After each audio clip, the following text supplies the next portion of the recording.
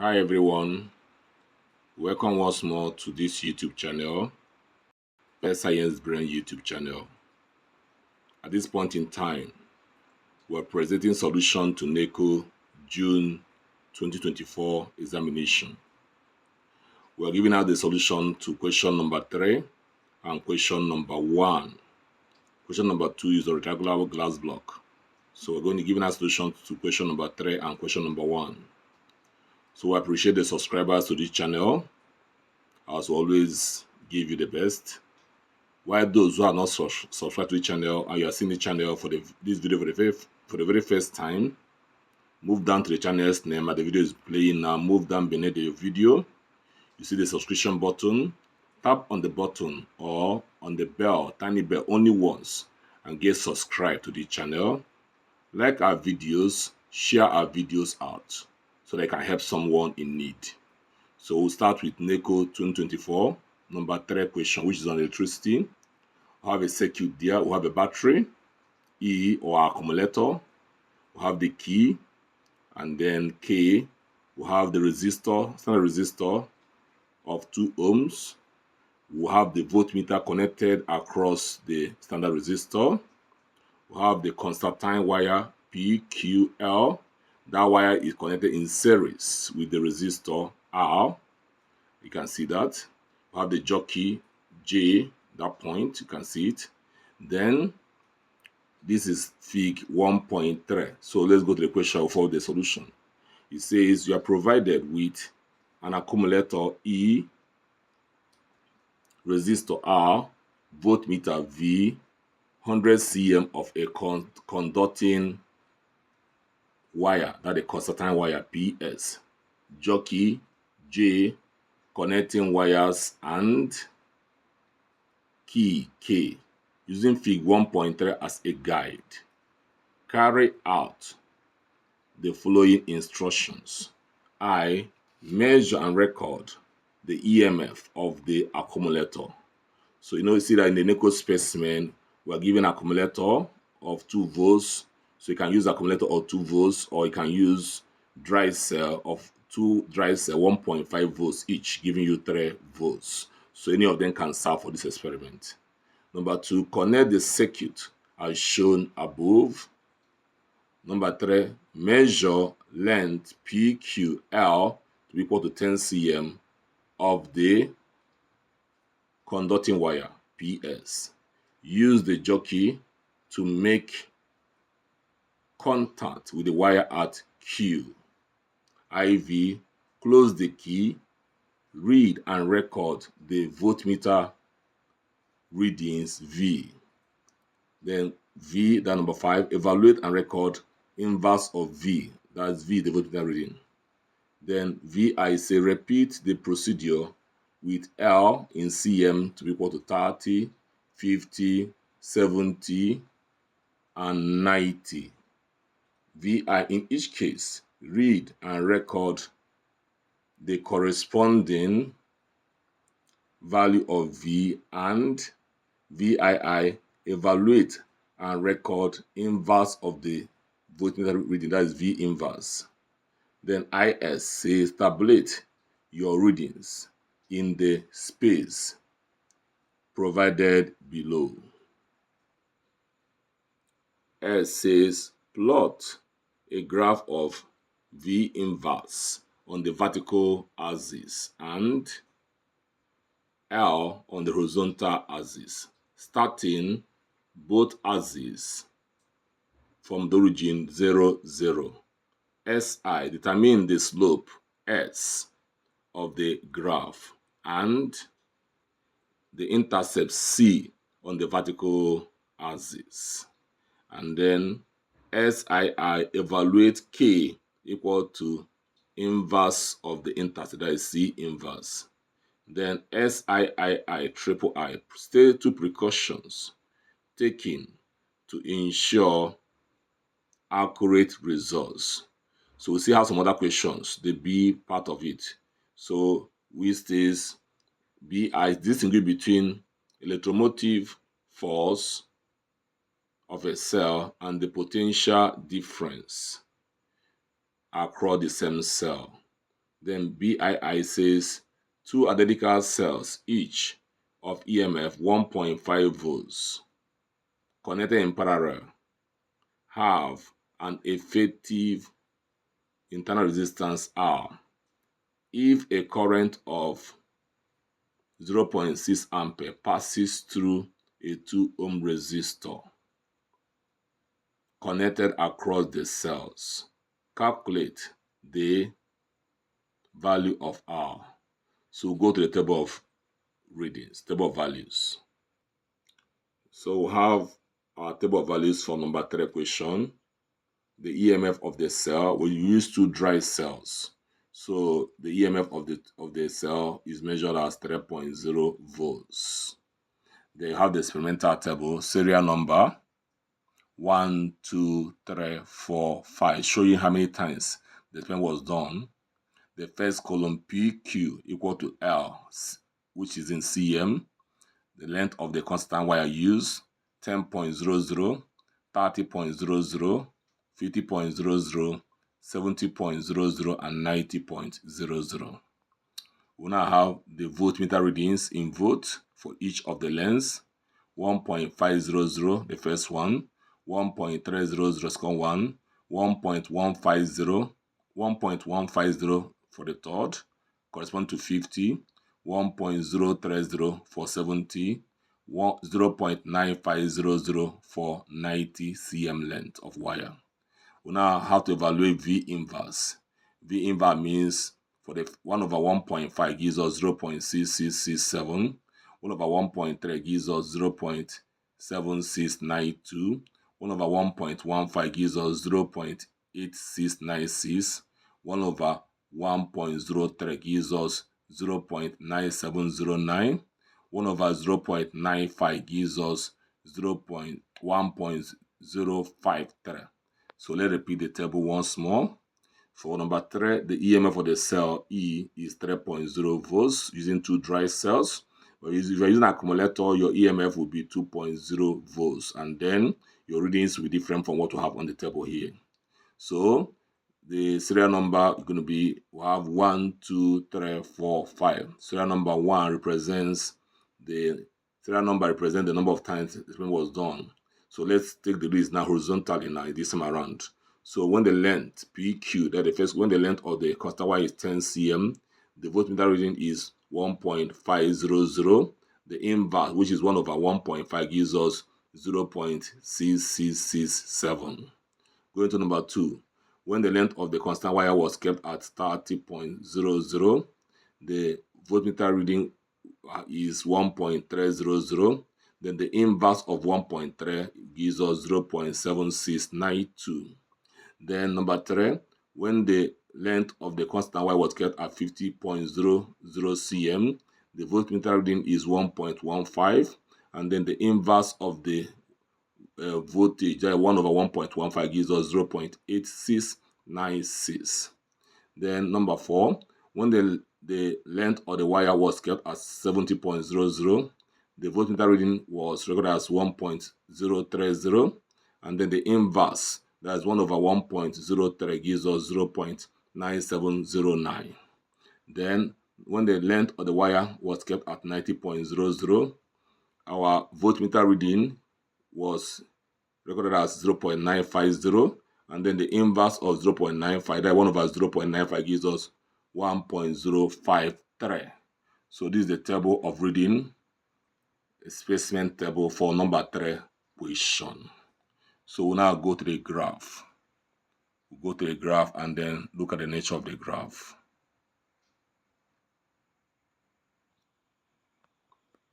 So here we are. On our graph, we have a V inverse on the vertical axis against L on the horizontal axis. So let's look at the selection of our scale. On the horizontal axis, we have each box 10, 10. That is 0, 10, 20, 30, 40, 50, 60, 70, 80, and 90. No matter the length of the wire range from, you can see from your table, or from the table, the wire range from 10 and the highest value is 90. So that one would have to choose from 10 and then ended at 90. You can still choose 0, 20, 40, 60, 80, 100. So depending on the size of your graph. So having done that, so that's the length of the wire we'll have here. I mean, that is the length we'll have. The graph is large enough to accommodate this scale. So that one will have to choose 10, 20, 30, 40, up to 90. So, depending on the scale you choose, you should be able to know how to read your scale. And to read this scale, we should know what one line represents on the horizontal axis. So, since the boss will have 10 lines in one boss, to know what one line stands on the L as they divide 10 by 10. The smallest unit there is 10. Divide 10 by 10. That means one line is 1 unit. One tiny line in the box is 1 unit. So now we'll go to the vertical axis. On the vertical axis, we plotted the V inverse. Let's look at the V inverse values. The least is 0.6667 and the highest is 1.053. So we look at the scale on the horizontal axis. On vertical axis, we maintain 0.1, 0.2, 0.3, 0.4, 0.5, 0.6 0.7, 0.8, 0.9 to 1.0, and then 1.1. That's the highest there. So since the least is 0.67 and the highest is 1.01, so we maintain this scale. And then in this, but on the vertical axis, we have 2 cm because a box is 2 cm represents 0.1 unit. So to know what one line stands for, we divide 0.1 by 10, and that gives you 0.01. So you pull out the graph, we have that graph. You can see it. The graph did not start from the origin. So you can see the graph. So there you have the first point. We have 0.6667 on the vertical axis merging with 10, 0.67 going with 10. So you can see it from the table. 0.667, approximately 0.67, then going with the length 10. The score is 30, going with 0.77, two decimal places. You go to the graph, you now see the score point 30. Look at 30 there. Then move up.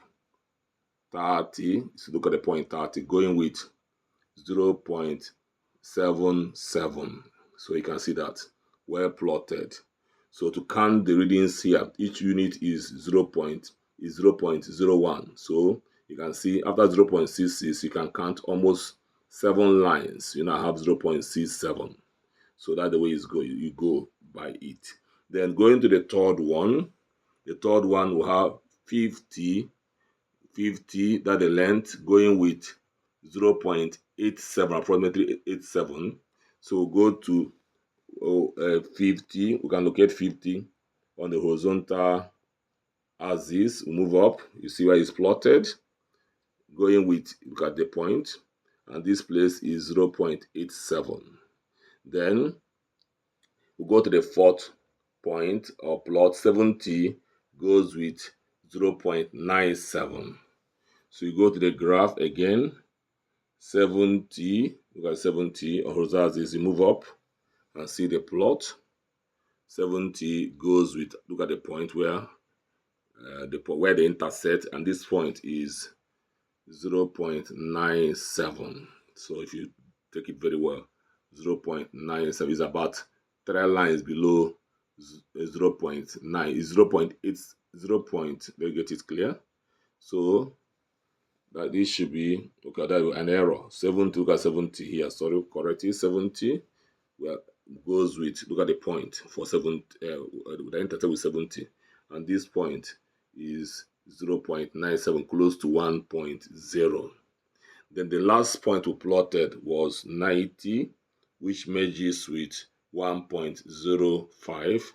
You can see 90 at the extreme of the graph going up, and then the intersection at 1.05, a little bit above 1.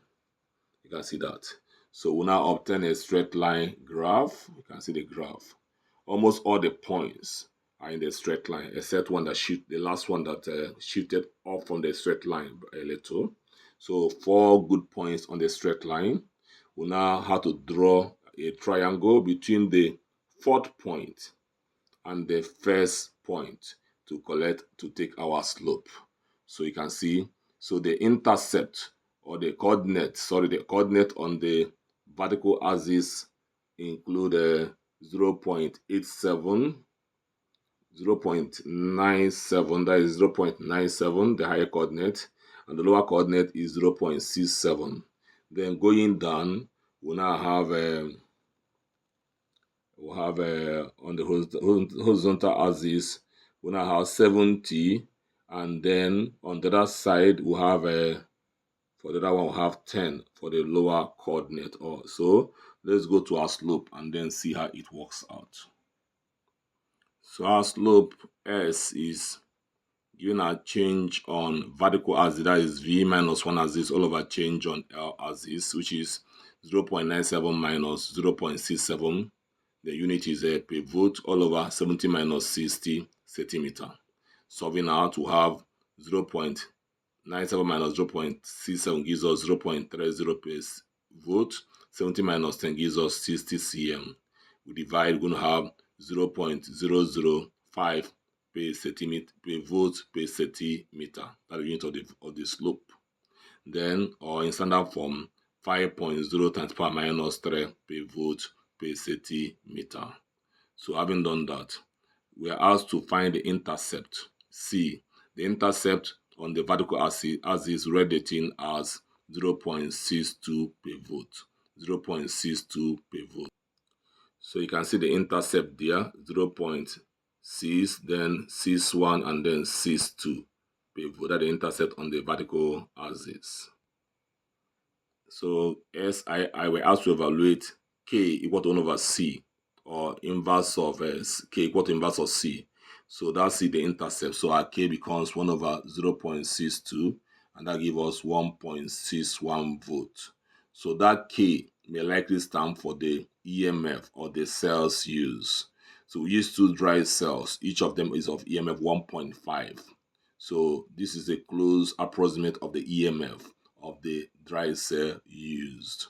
So precautions. 1, I ensure that I avoided error due to parallels while reading the voltmeter. 2, I ensure tight connections in the circuit. We now go to number BI, where we are asked to distribute between the electromotive force and potential difference.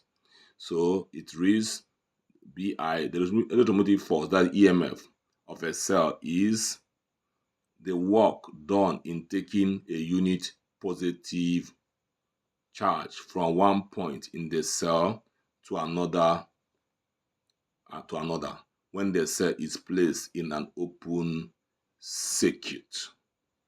Then the potential difference of a cell is the work done in taking a unit positive charge from one point in a circuit to another when the cell is placed in a closed circuit. It is the voltage drop experienced when the cell is connected to a load or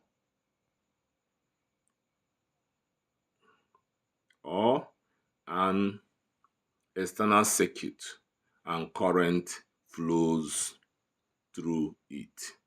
So that's the difference between EMF and potential difference.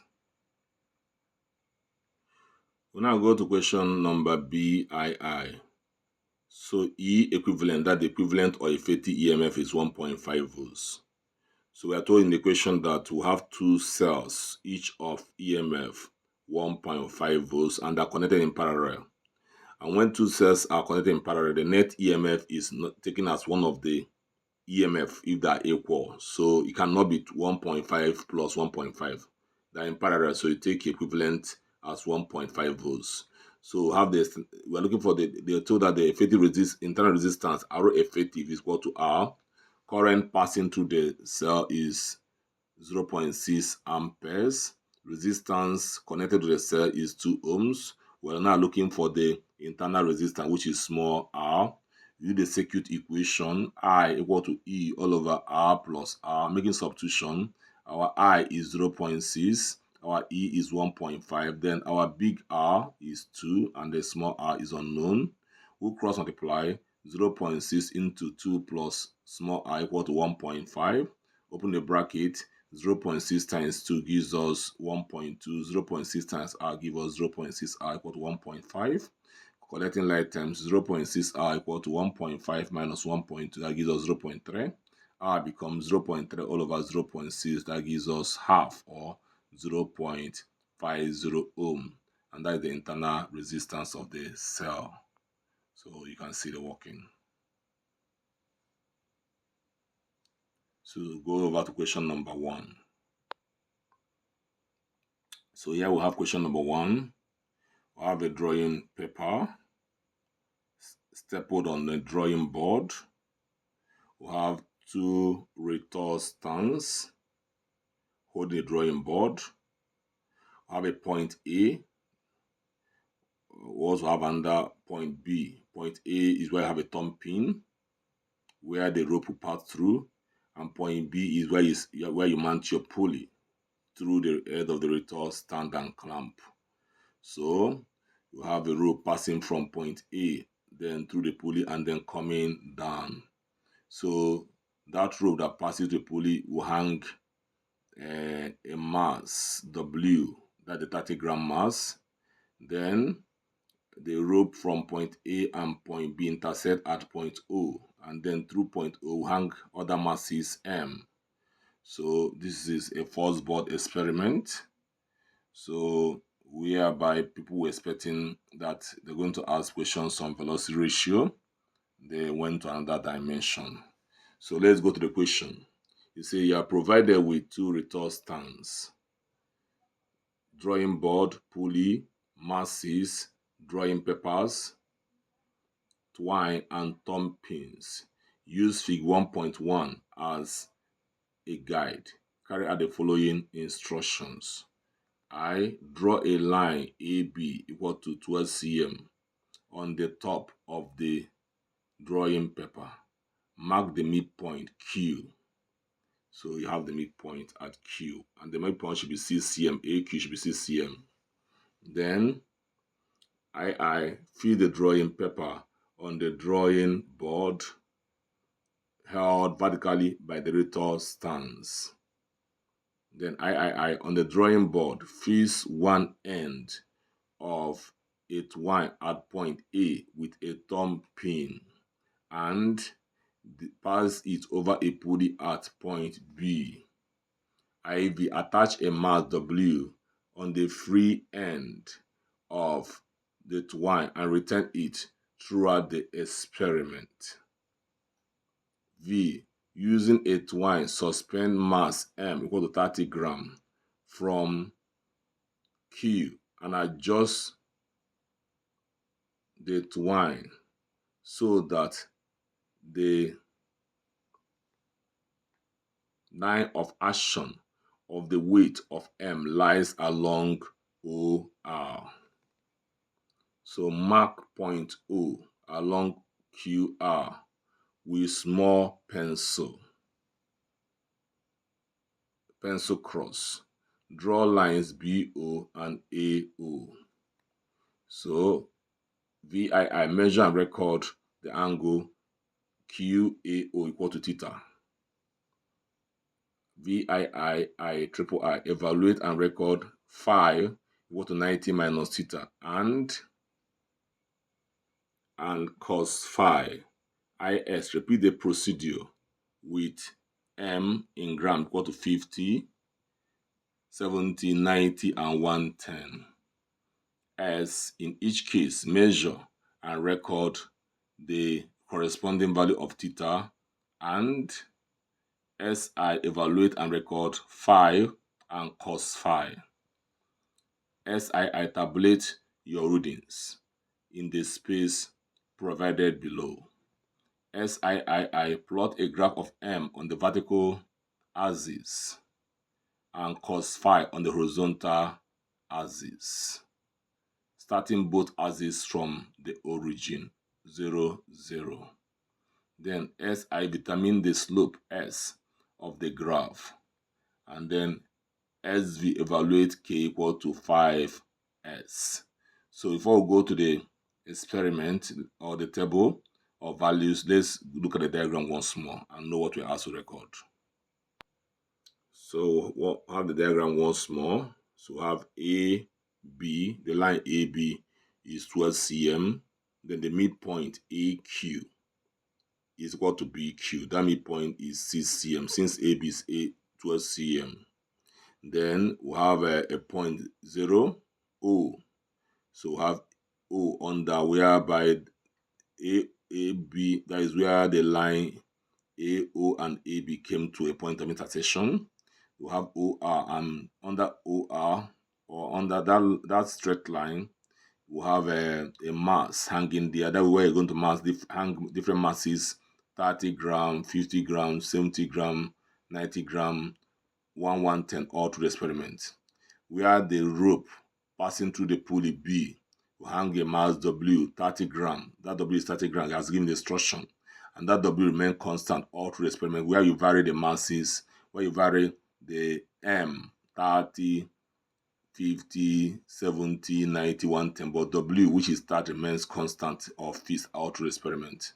So what are we measuring? We're only measuring the angle theta, angle made that point at that point A. Angle theta is nothing but angle QAO, or you can still call it OAQ, that angle theta. And then we'll evaluate other things.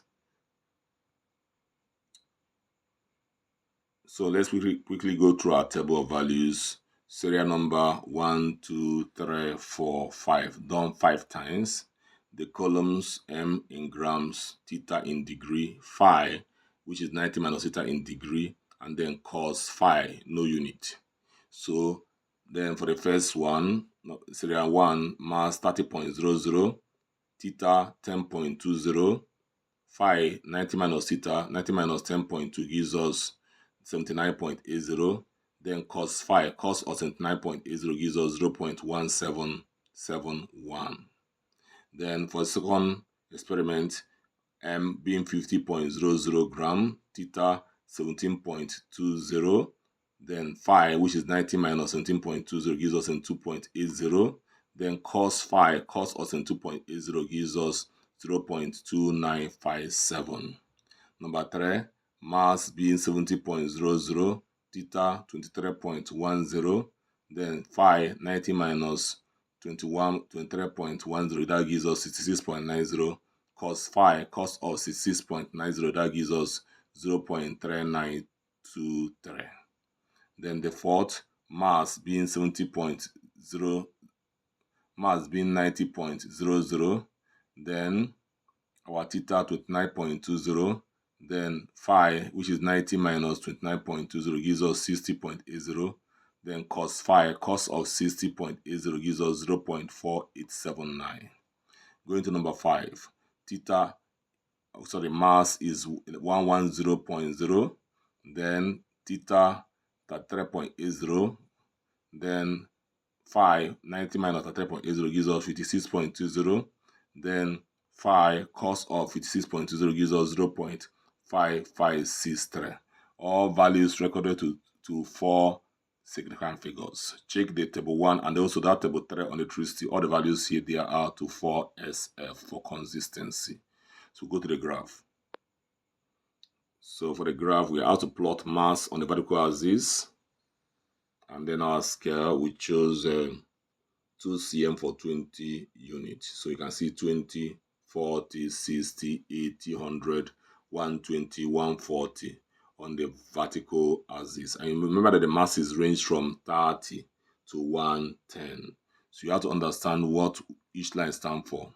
For each line, divide 20 by 10 lines. So 20 over 10 gives you 2. So each tiny line is 2 grams. So you can read your scale very well. Then going to the cos phi, as the horizontal is cos phi, we have a 0.1, 0.2, 0.3, 0.4, 0.5, 0.6, and so on. That means 2 cm to 2 cm to 0.1 unit. To know what one line represents, divide 0.1 by 10. That gives you 0.01. So you can see the scale should be written up anyway. So you can write your scale 2 cm to 20 units on the M axis and 2 cm to 0.1 unit on the cos phi axis. So after plotting a graph, we have that shape. You have a linear graph, so and a positive one for that matter. We have the graph, and then all the points except the last one happen to move out of the straight line. All the points, the 4 points out of the 5 are in a straight line. That shows the good experiment or a good work done here. So having done that, we take our slope. We choose the fourth point and the first point to take our slope. So for the vertical axis, we have going to have 90 at the upper coordinate, and then 30 at the lower coordinate. And then coming to the horizontal axis, the coordinate should be, for 90 should be 0.49, approximately that. And for 30, the coordinate there should be 0.18. So that is it. So let's go to the slope. So our slope goes on. Slope equal to changing on mass axis, mass in gram over change on cos phi. Cos phi has no unit. So that becomes 90 minus 30 in grams all over 0.49 minus 0.18. That gives us 60 grams all over 0.31. And that gives us slope as, our slope now gives us 193.5 grams. So we also evaluate SVK equal to 5S. S is the slope. That becomes 5 times 193.5, and that gives us 967.5 grams. We'll go to the remaining question. So question B, I say differentiate between resultant and equilibrium forces. Differentiate between resultant and equilibrium forces. And then BII say two forces of magnitude 8 Newton and 6 Newton act perpendicularly to each other. Calculate the magnitude of their resultant. So let's go to the solution right now. The resultant force is the single force that represents or would have the same effect in both magnitude and direction as two or more forces acting on an object or a system. The resultant force, I come again, is the single force that represents or would have the same effect in both magnitude and direction as two or more forces acting on an object or a system. The equilibrium force is the single force that when applied to an object or system balances out the effects of all other forces. It is equal in magnitude but opposite in direction to the resultant. I come again. The equilibrium force is the single force that when applied to an object or system balances out the effects of all other forces. It is equal in magnitude but opposite in direction to the resultant. The last question says two forces of magnitude 8 Newton and 6 Newton act perpendicularly to each other. Calculate the magnitude and the resultant, on the magnitude of the resultant. So you can see the diagram, the four diagram. You have to draw that in form of rectangle. You see the 8 Newton forces that the opposite sides. A, O, and B, C represent 8 Newton. And then you observe that there's an arrow pointing upwards, because vectors, you cannot draw a line for a present vector. There must be an arrowhead. So 8 Newton and 8 Newton. So you have the arrowhead on AO and also on BC. They look at OC and look at also AB. have also have arrows, but we have to use double arrows to show that AB is equivalent to OC. It's not drawn to scale because you're not asked to draw to scale. But when you're drawing this, make sure that AO and BC side are longer than AB and OC. So remember that AB and OC are equal is a rectangle, while AO and BC are equal. But AO and BC should be longer than either AB or OC because 8 Newton is of higher magnitude compared to 6 Newton. The resultant is the line drawn, the diagonal drawn passing from O to B, the resultant. So the consider of the triangles, you can consider triangle BOC. So you apply Pythagoras theorem to find your resultant. So arrow square becomes A squared because that arrow is the hypotenuse. A squared plus C squared, and that gives you 100. So R becomes square root of 100, that gives you 10 Newton. To find the direction resultant, we find angle theta using 8 over 6, and 8 is the opposite to theta, and 6 is the adjacent. So tan theta becomes 8 over 6, which is 1.333. Then theta is tan inverse of 1.333, that gives us 3.1 degrees. So R is now considered R resultant is 10 Newton acting with 3.1 degree to the 6 Newton force. So that's the solution to this. So we have come to the end of the solution of NECO June 2024 examination. Stay connected to our channel. If you're not subscribed to the channel as I see in this video, before you leave the channel, tap on the subscription button which is below the video as I play it, or the subscription bell which is under the channel's name, Best Science Brain. Tap on it. Like our videos, share our videos, and remain connected. Thank you for listening.